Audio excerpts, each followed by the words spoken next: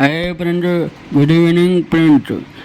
ఈరోజు మా నందిగమలో ఉన్నట్టుండి సాయంత్రం పూట ఒక్కసారిగా వాతావరణం చల్లబడడం జరిగింది.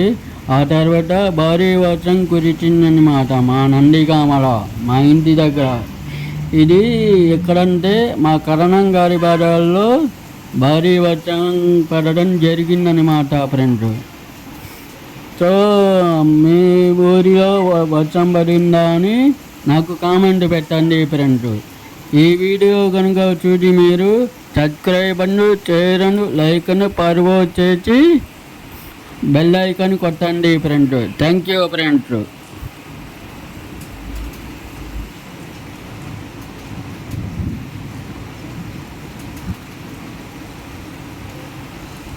సో ఇక్కడ ఏమిటంటే ఫ్రెండ్స్, ఇక్కడ వర్షం పడినట్టు మీకు చూపిస్తున్నాను.